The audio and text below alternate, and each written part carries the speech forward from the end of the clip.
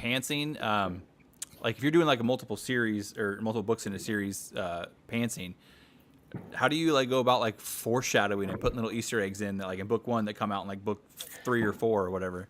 The funny thing is that the problem is actually the opposite. The problem that I have, where what I'll try to do sometimes is I'll throw little things in, just as just sort of flavor about and I'm not gonna be able to think of an example, but something about the setting or whatever. It'll just be some throwaway line, the kind of thing where you reference some event that happened, Mm-hmm. and to make the world feel bigger. So it's like this doesn't necessarily have anything to do with the plot or what this character is doing right now, but it's like, oh, something happened, back in 10 years ago in this character's life or whatever, and we'll reference that. It's like, and then what will happen is, and I'll think to myself, this is a complete throwaway line, doesn't have anything to do with the rest of the plot.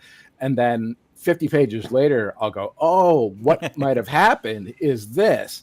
And he refers to that back, I mentioned that earlier in the story. And so then this is a place where I find these connections after I put things in that I think at the time are they don't mean anything. They're just unrelated. And it's so funny because like I keep trying to like just throw like meaningless things in because you don't want the world to feel like it's like you're manipulating things. You want it to Mm-hmm. feel organic, like there's stuff happening. Like when you read The Lord of the Rings or whatever, it's probably like the biggest classic example. There's so much stuff going on in the world that you never feel like although these characters are obviously like destined for some kind of great, be involved in this quest and all these powerful things and stuff. You feel like there's a whole world behind them of just random stuff or just cultural things that are going on that is very rich and real.